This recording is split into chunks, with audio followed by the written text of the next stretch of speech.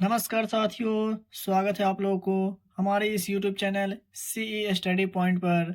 और दोस्तों, साइंस का आज का क्लास का ये दूसरा वीडियो है। तो दोस्तों, आज के क्लास में हम लोग एसएससी, सीएचएसएल, एमटीएस का जो एग्ज़ाम होने वाले हैं 2023 में, उसके लिए साइंस के प्रश्न को कवर कर रहे हैं। तो चलिए शुरू करते हैं आज का क्लास को। क्वेश्चन नंबर 1 में है, डैश को आम तौर पर मिल्क शुगर भी कहा जाता है क्योंकि यह दूध में पाया जाता है। जी हाँ साथियों, किसे मिल्क शुगर भी कहा जाता है क्योंकि यह दूध में पाया जाता है। अगर इसका उत्तर आपको पता है तो कमेंट बॉक्स में आप अपना उत्तर जरूर बता सकते हैं। तो इसका सही उत्तर होगा लैक्टोज। जी हाँ साथियों, लैक्टेज को आम तौर पर मिल्क शुगर भी कहा जाता है क्योंकि यह दूध में पाया जाता है। लैक्टोज एक प्रकार का शुगर या शर्करा होती है जो मुख्य रूप से दूध या दूध से बनाई हुई खाद्य पदार्थों में पाई जाती है।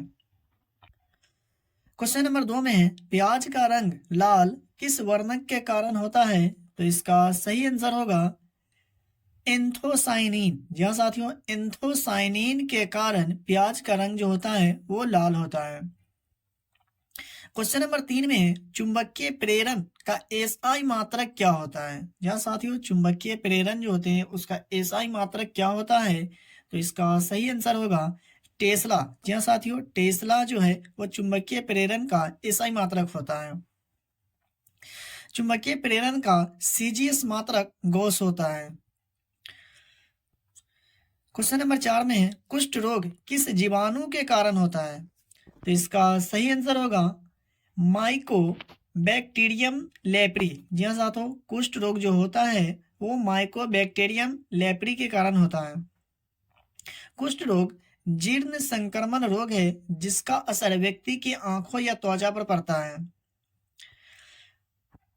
क्वेश्चन नंबर 5 में है, खगोलीय दूरी को मापने के लिए डैश का प्रयोग किया जाता है। जी फ्रेंड्स, मोस्ट वीवीआई प्रश्न है। इसमें मैं जो भी प्रश्न को शामिल किया हूँ वो सभी एक्सपेक्टेड प्रश्न है, यानी आपके एग्जाम। इसका सही आंसर होगा प्रकाश वर्ष। जी साथियों, खगोलीय दूरी मापने के लिए प्रकाश वर्ष का प्रयोग किया जाता है। प्रकाश वर्ष दूरी का मात्रक होता है। अगर आपसे क्वेश्चन पूछा जाए कि प्रकाश वर्ष किसका मात्रक होता है तो प्रकाश वर्ष दूरी का मात्रक होता है। क्वेश्चन नंबर 6 में साइटोलॉजी के अंतर्गत किसका अध्ययन किया जाता है। तो इसका सही आंसर होगा कोशिका। जी साथियों, कोशिका का अध्ययन जो होता है वो साइटोलॉजी के अंतर्गत किया जाता है। क्वेश्चन नंबर 7 में, मोमबत्ती ऊर्जा का रूपांतरण करता है। जी साथियों, मोमबत्ती जो है वो ऊर्जा को रूपांतरण करता है। तो इसका सही आंसर होगा रासायनिक ऊर्जा को प्रकाश एवं उष्मीय ऊर्जा में। जी साथियों, मोमबत्ती जो है वो रासायनिक ऊर्जा को प्रकाश ऊर्जा में एवं उष्मीय ऊर्जा में कन्वर्ट करता है, रूपांतरण करता है। विद्युत सेल का अगर बात करें तो विद्युत सेल जो है वह रासायनिक ऊर्जा को विद्युत ऊर्जा में बदलता है। क्वेश्चन नंबर 8 में, कौन वेक्टर जनित बीमारी है। तो इसका सही आंसर होगा मलेरिया। जी हाँ साथियों, मलेरिया जो है वो वेक्टर जनित रोग है। वेक्टर जनित बीमारी परजीवी, वायरस और बैक्टीरिया के कारण होता है। जी हाँ साथियों, वेक्टर जनित जो बीमारी है वह परजीवी, वायरस और बैक्टीरिया के कारण होता है। क्वेश्चन नंबर 9 में है, lead acid cell dash cell के अंतर्गत आते हैं। जी साथियों, लेड एसिड जो सेल है वो डैश सेल के अंतर्गत आते हैं। तो इसका सही आंसर होगा द्वितीय सेल। जी हाँ साथियों, लेड एसिड सेल जो है वो द्वितीय सेल के अंतर्गत आते हैं। क्वेश्चन नंबर 10 में, विटामिन ए तथा विटामिन बी का आविष्कार किस वैज्ञानिक ने की थी।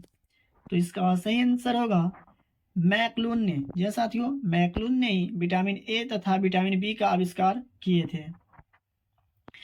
क्वेश्चन नंबर 11 में है, अस्थाई चुंबक किससे बनाए जाते हैं। जी फ्रेंड्स, अस्थाई जो चुंबक होते हैं वो किससे बनाए जाते हैं। तो इसका सही आंसर होगा इस्पात से। जी साथियों, इस्पात से अस्थाई चुंबक को बनाए जाते हैं। प्रश्न संख्या 12 में, हीटर का तार बना होता है। जी साथियों, जो हीटर होता है उसका तार क्या चीज का बना होता है। तो इसका सही उत्तर होगा नाइक्रोम का। जी हाँ दोस्तों, नाइक्रोम का जो बना होता है वो हीटर का तार नाइक्रोम का बना होता है। क्वेश्चन नंबर 13 में, नींबू तथा खट्टे फलों में कौन सा अम्ल पाया जाता है। तो इसका सही आंसर होगा साइट्रिक अम्ल। जी हाँ फ्रेंड्स, नींबू तथा खट्टे फलों में साइट्रिक अम्ल पाया जाता है। दोस्तों, अगर आपको हमारे पढ़ाने का तरीका पसंद आ रहा हो तो वीडियो को लाइक कर दीजिएगा, और अगर आप चैनल पे पहली बार आए हैं तो चैनल को सब्सक्राइब करके बेल आइकन को प्रेस कर दीजिएगा, जिससे आने वाले वीडियो का नोटिफिकेशन आपको मिल सके। क्वेश्चन नंबर 14 में, क्या विटामिन से ऊर्जा प्राप्त होती है? जी हाँ दोस्तों, क्या विटामिन से ऊर्जा प्राप्त होती है? तो इसका आंसर होगा नहीं। जी हाँ दोस्तों, विटामिन से ऊर्जा प्राप्त नहीं होती है, क्योंकि विटामिन से कोई ऊर्जा प्राप्त नहीं होते हैं, क्योंकि यह ऊर्जा स्रोत नहीं है। क्वेश्चन नंबर 15 में, मानव शरीर के किस अंग में वृद्धि के चरण एनाजेन, कैटाजेन और टेलोजेन में विभाजित होते हैं? जी हाँ, मानव शरीर के किस अंग में वृद्धि के चरण जो है एनाजेन, कैटाजेन और टेलोजेन में विभाजित होते हैं? तो इसका सही आंसर होगा बाल। जी हाँ दोस्तों, एनाजेन, कैटाजेन और टेलोजेन में बाल विभाजित होते हैं वृद्धि में। क्वेश्चन नंबर 16 में, अमोनिया डैश एवं डैश वाली गैस है? जी हाँ फ्रेंड्स, अमोनिया जो है वो डैश एवं डैश वाली गैस है, तो इसका सही आंसर होगा रंगहीन एवं तीखी। जी हाँ फ्रेंड्स, अमोनिया जो है वो रंगहीन एवं तीखी वाली गैस है। अगर बात करें अमोनिया की, तो इसे सूंघने पर छींक तथा आंखों में आंसू आ जाती है। इसका जलीय विलयन क्षारीय होता है। क्वेश्चन नंबर 17 में, रसायनों का राजा किसे कहते हैं? जी हाँ, रसायनों का राजा किसे कहते हैं? तो इसका सही आंसर होगा सांद्र सल्फ्यूरिक अम्ल को। जी हाँ फ्रेंड्स, रसायनों का राजा किसे कहते हैं? सांद्र सल्फ्यूरिक अम्ल को। अगर बात करें इसका रासायनिक सूत्र का, तो इसका रासायनिक सूत्र होता है H2SO4। जी हाँ दोस्तों, सांद्र सल्फ्यूरिक अम्ल का रासायनिक सूत्र होता है H2SO4।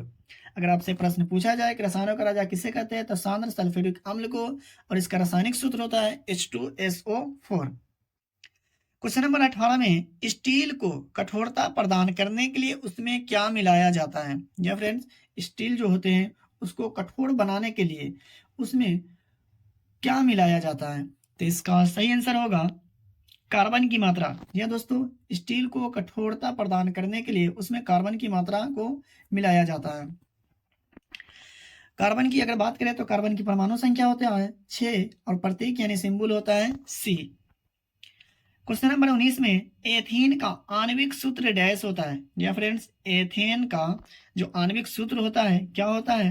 तो इसका सही आंसर होगा C2H6। जी हाँ फ्रेंड्स, एथेन का आणविक सूत्र होता है C2H6।